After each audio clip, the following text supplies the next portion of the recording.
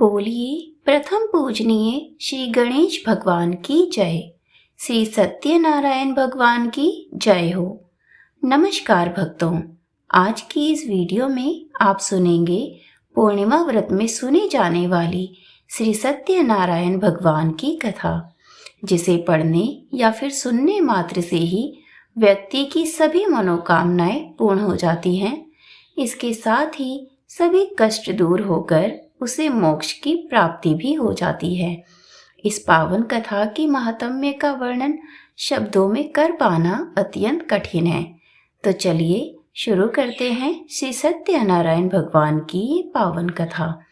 श्री सत्यनारायण भगवान कथा प्रथम अध्याय के अनुसार एक बार निमिषराय में एकत्र आर्यव्रत के 88,000 महर्षियों ने मुनिश्रेष्ठ श्री सूत जी से पूछा, हे मुनिश्रेष्ठ, कलयुग में मनुष्य वेद विधान और धर्म विरुद्ध आचरण करते हुए पापों के बोझ तले दबता जा रहा है।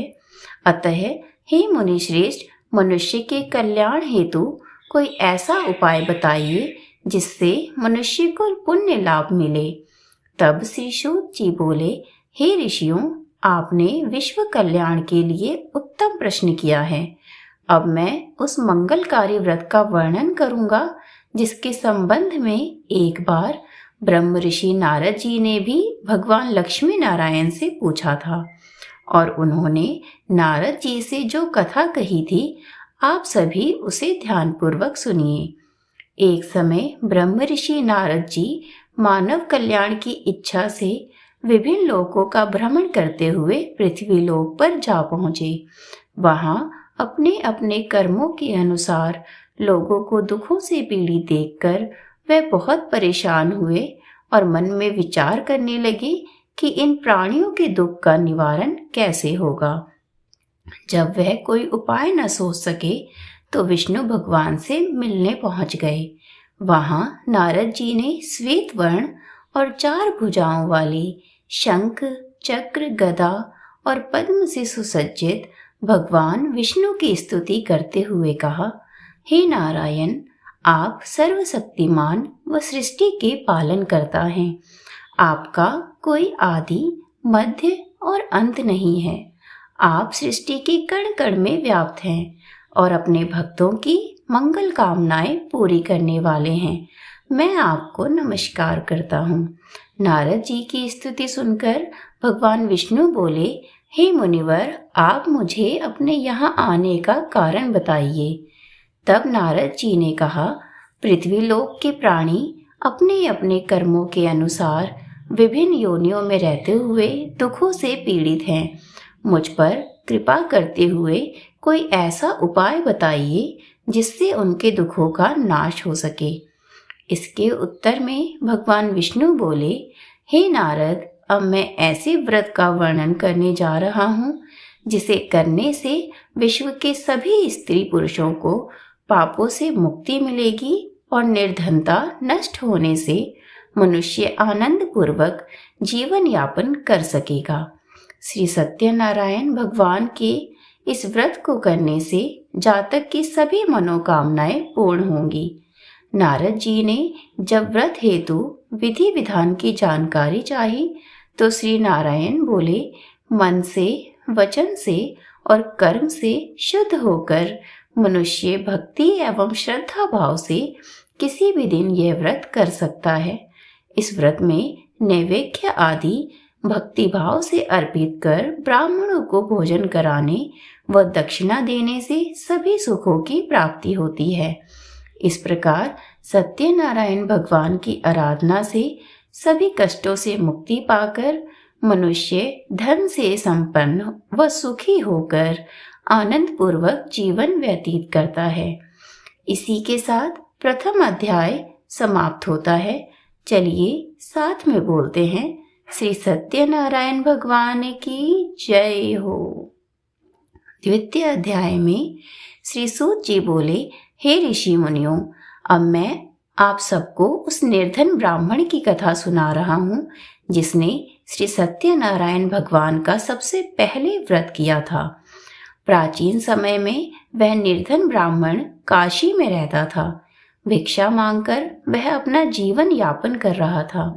ब्राह्मण की दुर्दशा देखकर ब्राह्मणों से प्रेम करने वाले श्री सत्यनारायण भगवान ने एक दिन बूढ़े व्यक्ति का रूप धारण कर उसके पास जाकर आदर से पूछा, हे ब्राह्मण देवता, तुम इस तरह घर घर भिक्षा मांगकर अनेक कष्टों को सहन करते हुए ऐसे जीवन यापन क्यों कर रहे हो?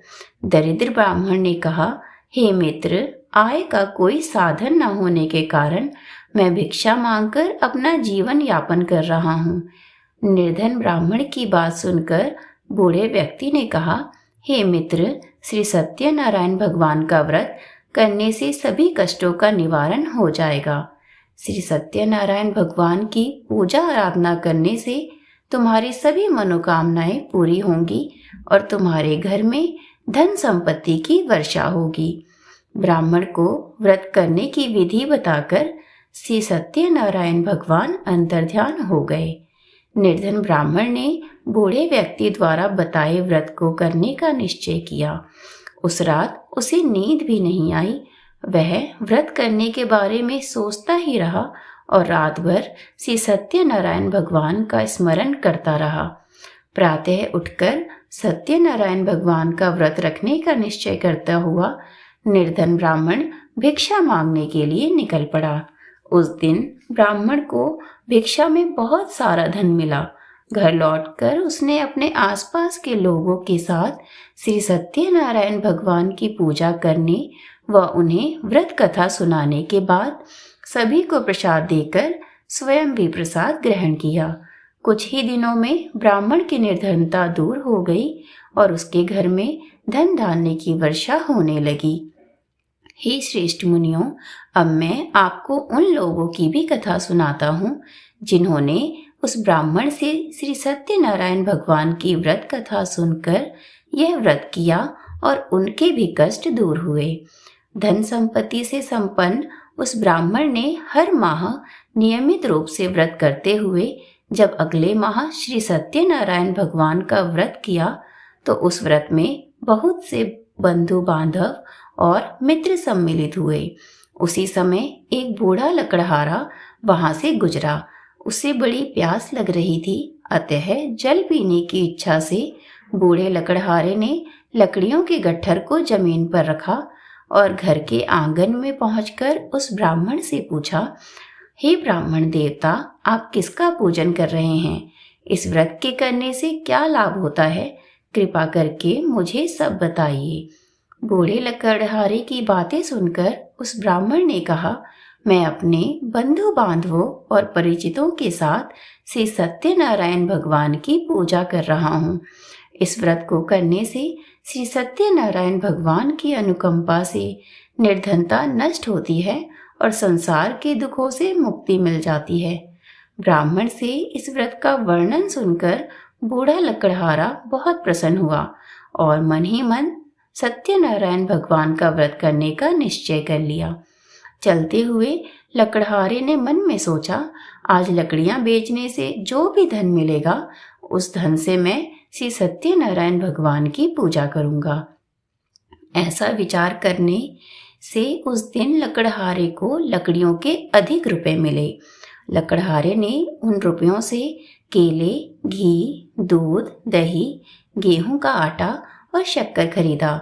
घर लौटकर लकड़हारे ने देवों की प्रिय नगरी काशी में श्री सत्यनारायण भगवान की पूजा की। उस पूजा में उसके परिवार के व आसपास के सभी लोग उपस्थित हुए। श्री सत्यनारायण भगवान की पूजा और व्रत कथा सुनने के बाद लकड़हारे ने प्रसाद बांटकर स्वयं भी प्रसाद ग्रहण किया। सत्यनारायण भगवान की अनुकंपा से लकड़हारे के घर में धन धान्य की वर्षा होने लगी। उसकी निर्धनता दूर हो गई। श्री सत्यनारायण भगवान की पूजा करते हुए लकड़हारा आनंद पूर्वक जीवन यापन करता हुआ अंत में मोक्ष को प्राप्त कर बैकुंठ धाम को चला गया। इसी के साथ दूसरा अध्याय समाप्त होता है। चलिए साथ में बोलते हैं, श्री सत्यनारायण भगवान की जय हो। तीसरे अध्याय में श्री सूत जी बोले, हे ऋषि मुनियों, अब मैं आपको आगे की कथा सुनाता हूँ। प्राचीन समय में कनकपुर में उल्लाखमुख नामक एक बुद्धिमान तथा सत्यवादी राजा राज्य करता था। वह प्रतिदिन मंदिर में जाकर श्री सत्यनारायण भगवान की पूजा करता था और निर्धनों को अन्न, वस्त्र और धन दान किया करता था। उसकी पत्नी सुभद्रा बहुत सुशील थी। वह दोनों हर महीने श्री सत्यनारायण भगवान का व्रत किया करते थे। श्री सत्यनारायण की अनुकंपा से उनके महल में धन संपत्ति के भंडार भरे रहते थे। उनकी सारी प्रजा बहुत आनंद से जीवन यापन करती थी। एक बार राजा और रानी बहुत से लोगों के साथ जब भद्रशिला नदी के किनारे श्री सत्यनारायण भगवान की पूजा कर रहे थे तो नदी के किनारे एक बड़ी नाव आकर ठहरी। उस नाव में एक धनी व्यापारी यात्रा कर रहा था। वह बहुत सा धन कमाकर अपने नगर को लौट रहा था। उसका सारा धन उसी नाव में रखा हुआ था। नाव से उतरकर व्यापारी राजा के समीप पहुंचा। राजा को पूजा करते देख उसने कहा कि हे राजन, आप इन सब लोगों के साथ मिलकर किसकी पूजा कर रहे हैं और इस पूजा के करने से क्या लाभ होगा? राजा ने व्यापारी से कहा, हम हर पूर्णिमा को सत्यनारायण भगवान का व्रत करते हैं और फिर पूजा अर्चना के बाद भगवान का प्रसाद लोगों में बांटकर स्वयं भी प्रसाद ग्रहण करते हैं। सत्यनारायण भगवान की पूजा से दुखियों के सारे दुख दूर हो जाते हैं। राजा की बात सुनकर व्यापारी ने कहा, हे राजन, मैं भी सत्यनारायण भगवान का व्रत करना चाहता हूँ। कृपया मुझे इस व्रत को करने की विधि बतलाइए। राजा ने व्यापारी को सत्यनारायण व्रत की पूरी विधि बताई। राजा ने व्रत कथा सुनने के बाद व्यापारी को भी प्रसाद दिया। श्री सत्यनारायण भगवान का स्मरण करते हुए व्यापारी ने प्रसाद ग्रहण किया और लौटकर अपनी पत्नी लीलावती से कहा, हमारी कोई संतान नहीं है। यदि सत्यनारायण भगवान की अनुकंपा से हमारी कोई संतान हुई तो मैं भी श्री सत्यनारायण भगवान का व्रत अवश्य करूंगा। व्यापारी के ऐसा निश्चय करने के कुछ समय बाद ही लीलावती गर्भवती हो गई और उसे एक सुंदर कन्या प्राप्त हुई। व्यापारी ने पुत्री जन्म पर बहुत खुशियां मनाई, लेकिन सत्यनारायण भगवान का व्रत नहीं किया। जब उसकी पत्नी लीलावती ने अपने पति से व्रत करने के लिए कहा तो वह बोला, अभी क्या जल्दी है, इसका विवाह होगा तो मैं अवश्य से सत्यनारायण भगवान का व्रत करूंगा। अपने पति के वचन सुनकर लीलावती चुप रह गई। व्यापारी की कन्या कलावती शुक्ल पक्ष के चंद्रमा की तरह बढ़ने लगी। एक दिन व्यापार में बहुत सा धन कमाकर घर लौटे व्यापारी ने अपनी बेटी को सहेलियों के साथ उपवन में घूमते देखा तो उसे उसके विवाह की चिंता होने लगी। व्यापारी ने कलावती के लिए सुयोग्य वर ढूंढने के लिए अपने सेवकों को दूर दूर के नगरों में भेज दिया। व्यापारी के सेवक कंचनपुर नगर में पहुंचे। उस नगर में उन्होंने एक वणिक पुत्र को देखा। वणिक पुत्र अत्यंत सुंदर और गुणवान था। सेवकों ने वापस लौटकर व्यापारी को उस वणिक पुत्र के बारे में सब बताया। व्यापारी उस सुंदर लड़के को देखकर बहुत प्रसन्न हुआ और कलावती का विवाह बहुत धूमधाम से उसके साथ कर दिया। दहेज में उसने वणिक पुत्र को बहुत सारा धन भी दिया। कलावती का विवाह भी हो गया, लेकिन व्यापारी ने श्री सत्यनारायण भगवान का व्रत नहीं किया। लीलावती ने अपने पति से कहा कि हे नाथ, आपने कलावती के विवाह पर श्री सत्यनारायण भगवान का व्रत करने का निश्चय किया था। अब तो आपको व्रत अवश्य ही करना चाहिए। पत्नी की बात सुनकर व्यापारी ने कहा, अभी तो मैं अपने दामाद के साथ व्यापार के लिए जा रहा हूँ।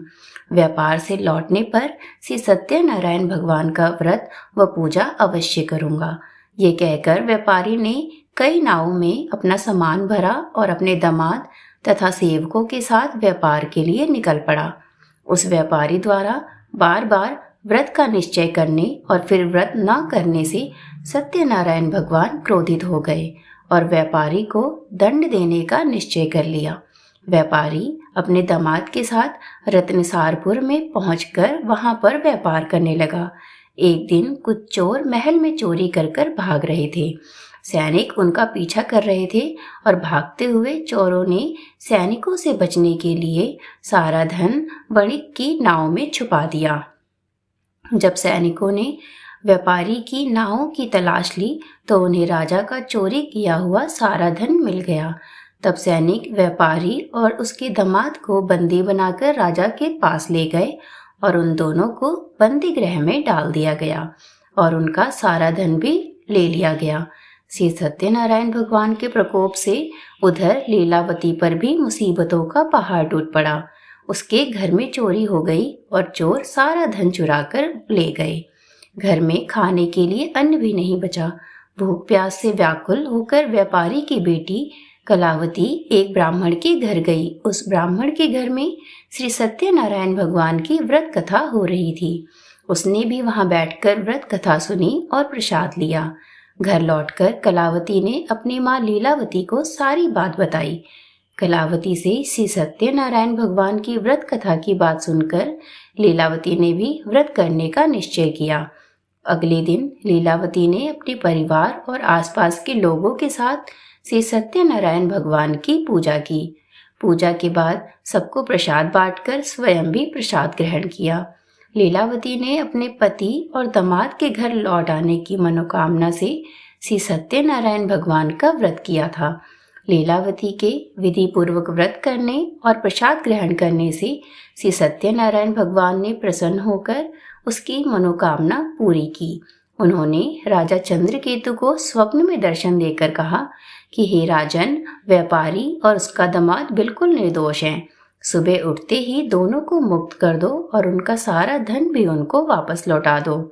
यदि तुमने ऐसा नहीं किया तो मैं तुम्हारा सारा धन व वैभव नष्ट कर दूंगा। इतना कहकर श्री सत्यनारायण भगवान अंतर्ध्यान हो गए। सुबह होते ही राजा चंद्रकेतु ने अपने मंत्रियों और राज ज्योतिषों को रात के स्वप्न की सारी बात बताई तो सबने व्यापारी और दामाद को छोड़ देने के लिए कहा। राजा चंद्रकेतु ने तुरंत उस व्यापारी और उसके दामाद को छोड़ दिया और उनका सारा धन भी उनको वापस लौटा दिया। इस प्रकार श्री सत्यनारायण भगवान की अनुकंपा से व्यापारी और उसका दामाद दोनों खुशी खुशी अपने नगर की ओर चल दिए। इसी के साथ तीसरा अध्याय संपूर्ण। श्री सत्यनारायण भगवान की जय। चतुर्थ अध्याय में श्री सूत जी बोले, उस व्यापारी ने अपने दामाद के साथ शुभ मुहूर्त में नावों द्वारा रत्नसारपुर से प्रस्थान किया। लंबी यात्रा करने के बाद व्यापारी ने एक नगर के किनारे नावों को रोककर भोजन किया और कुछ देर विश्राम करने के लिए रुक गए। तभी श्री सत्यनारायण भगवान साधु के रूप में व्यापारी के पास पहुंचे और पूछा कि हे वणिक, तुम्हारी नाव में क्या है?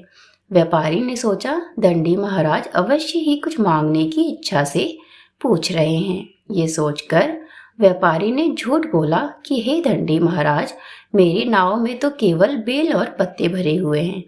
व्यापारी के ऐसे झूठे वचन सुनकर सत्यनारायण भगवान क्रोधित हो गए और बोले कि हे वैश्य, जो तुमने कहा है वही सत्य होगा। इतना कहकर सत्यनारायण भगवान कुछ दूर जाकर अंतर्ध्यान हो गए। उधर व्यापारी जब साधु को खाली हाथ लौटाकर बहुत प्रसन्न हुआ, लेकिन जब व्यापारी ने अपनी नाव में बेल और पत्ते भरे हुए देखे तो वह विलाप करने लगा और अपने झूठ बोलने पर प्रायश्चित करने लगा। रोते रोते वह मूर्छित होकर गिर पड़ा। कुछ देर बाद जब उसकी मूर्छा नष्ट हुई तो उसके दामाद ने कहा कि आप दुखी मत होइए, ये सब उस दंडी साधु के शाप के कारण हुआ है। अब वही साधु हमें इस विपत्ति से छुटकारा दिला सकते हैं। दामाद के वचन सुनकर व्यापारी दंडी साधु की तलाश में चल दिया।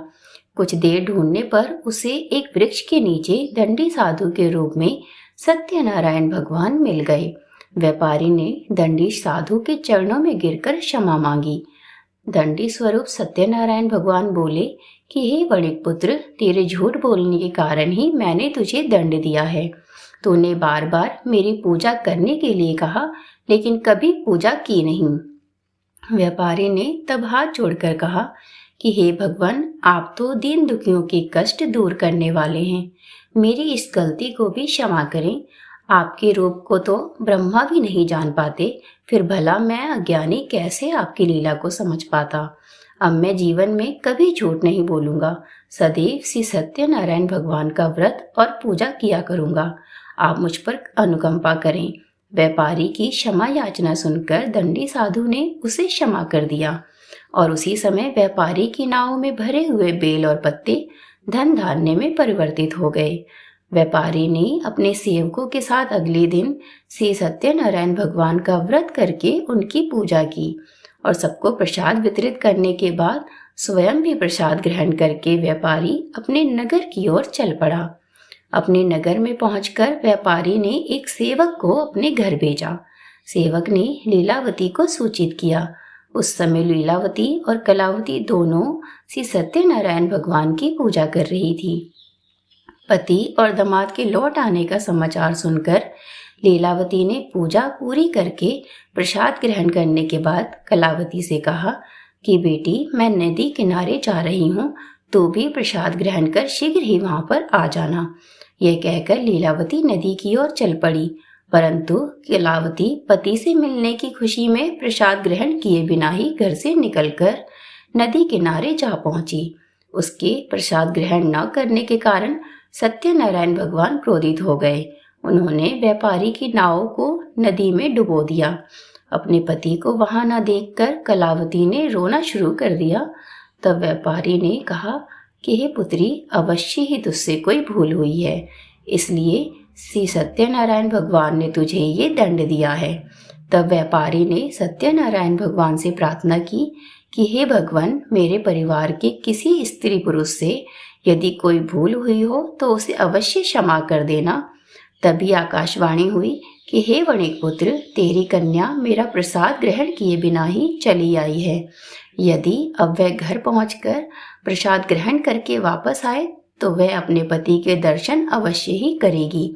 कलावती ने वैसा ही किया। उसके प्रसाद ग्रहण करके वापस लौटने पर नाव जल के ऊपर आ गई। दामाद भी सुरक्षित नदी से निकल आया। घर लौटकर व्यापारी ने अपने परिवार के साथ मिलकर विधि अनुसार श्री सत्यनारायण भगवान की पूजा की और उसकी सभी इच्छाएं पूर्ण हो गई। इसी के साथ चतुर्थ अध्याय संपूर्ण। बोलिए श्री सत्यनारायण भगवान की जय हो। 5वें अध्याय में श्री सूत जी बोले, हे ऋषि मुनियों, मैं और भी कथा सुनाता हूँ। कौशलपुर में एक राजा था तुंगध्वज। प्रजा उसकी छत्र छाया में आनंद पूर्वक रह रही थी। राजा तुंगध्वज अपनी प्रजा के सुख दुख का बहुत ध्यान रखता था, लेकिन एक बार उसने सत्यनारायण भगवान का प्रसाद ग्रहण नहीं किया। तब श्री सत्यनारायण भगवान ने राजा को प्रसाद ग्रहण न करने का दंड दिया। एक दिन राजा तुंगध्वज जंगल में हिंसक पशुओं का शिकार करने निकला था।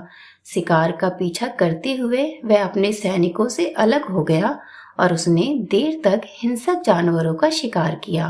अतः कुछ देर विश्राम करने के लिए वह एक वृक्ष के नीचे बैठ गया। समीप ही कुछ चरवाहे श्री सत्यनारायण भगवान की पूजा कर रहे थे। राजा ने उनके पास से गुजरते हुए सत्यनारायण भगवान को नमस्कार नहीं किया। चरवाहों ने राजा को पूजा के बाद प्रसाद दिया तो राजा ने प्रसाद भी नहीं लिया और घोड़े पर सवार हो अपने नगर की ओर चल दिया। राजा जब नगर में पहुंचा तो देखा कि उसका सारा धन वैभव नष्ट हो चुका है। श्री सत्यनारायण के प्रकोप से राजा निर्धन हो गया। तब राज ज्योतिषों ने राजा से कहा कि हे महाराज, आपसे अवश्य ही कोई भूल हुई है। अगर आप उस भूल का प्रायश्चित कर लें तो सब कुछ पहले जैसा हो जाएगा। राजा को तुरंत अपनी भूल का स्मरण हुआ। अतः मंदिर में जाकर राजा ने श्री सत्यनारायण भगवान से क्षमा मांगी और उनकी पूजा की।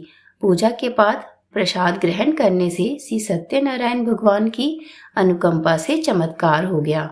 राजा का खोया वैभव पुनः लौट आया। श्री सत्यनारायण भगवान की कृपा से जीवन के सभी सुखों का भोग करते हुए अंत में राजा मोक्ष को प्राप्त हो गया।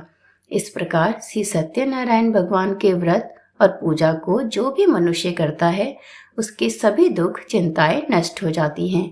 सभी मनोकामनाओं को प्राप्त कर वह मनुष्य मोक्ष पाकर सीधे बैकुंठ धाम को जाता है।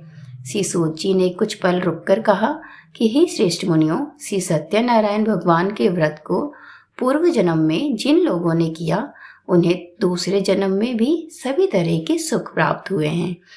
वृद्ध सतानंद ब्राह्मण ने पूर्व जन्म में भगवान सत्यनारायण का विधिव्रत व्रत किया। वह दूसरे जन्म में सुदामा के रूप में भगवान की पूजा करते हुए अंत में मोक्ष को प्राप्त कर बैकुंठ धाम को चले गए। उल्लाखमुख राजा अगले जन्म में दशरथ के रूप में मोक्ष को प्राप्त करके बैकुंठ गए। व्यापारी ने मोर ध्वज के रूप में जन्म लिया और अपने पुत्र की ओर से चीर कर भगवान की अनुकंपा से बैकुंठ को प्राप्त किया। राजा तुंगध्वज अगले जन्म में मनु के रूप में जन्म लेकर सत्कर्म करते हुए मोक्ष को प्राप्त कर बैकुंठ धाम को चले गए। हे ऋषि मुनियों, श्री सत्यनारायण भगवान का व्रत और पूजा मनुष्य को सभी चिंताओं से मुक्त करके अंत में मोक्ष प्रदान करती है। इसी के साथ श्री सत्यनारायण भगवान की कथा अब समाप्त होती है। बोलिए श्री सत्यनारायण भगवान की जय हो। अब शुरू करते हैं श्री सत्यनारायण स्वामी की आरती। जय लक्ष्मी रमणा स्वामी, जय लक्ष्मी रमणा। सत्यनारायण स्वामी जन पातक हरणा। ओम जय लक्ष्मी रमणा। रत्न जुड़ित सिंहासन अद्भुत छविराजे। नारद करत निराजन घंटा ध्वनि बाजे। ओम जय लक्ष्मी रमणा। प्रकट भय कलि कारण द्विज को दर्श दियो। ब्राह्मण बन कर कंचन महल कियो। ओम जय लक्ष्मी रमणा। दुर्बल भील कठारो जिन पर कृपा करी। चंद्रचूर्ण एक राजा तिनकी विपत्ति हरी। ओम जय लक्ष्मी रमणा। वैश्य मनोरथ पायो श्रद्धा तज दीनी। सो फल भोग्यो प्रभु जी फिर स्तुति कीनी। ओम जय लक्ष्मी रमणा। भाव भक्ति के कारण छिन छिन रूप धरो। श्रद्धा धारण कीनी तिनको काज सरो। ओम जय लक्ष्मी रमणा। ग्वाल बाल संग राजा वन में भक्ति करी। मन वांछित फल दीनो दीन दयाल हरि। ओम जय लक्ष्मी रमणा। चढ़त प्रसाद सवायो कदली फल मेवा। धूप दीप तुलसी से राजी सत्य देवा। ओम जय लक्ष्मी रमणा। श्री सत्यनारायण जी की आरती जो कोई नर गावे। रिद्धि सिद्धि सुख संपत्ति सहज रूप पावे। ओम जय लक्ष्मी रमणा। स्वामी जय लक्ष्मी रमणा। आशा करती हूँ आपको मेरे द्वारा सुनाई गई श्री सत्यनारायण भगवान की कथा व आरती पसंद आई हो। तो वीडियो को लाइक और चैनल को सब्सक्राइब करना ना भूलें।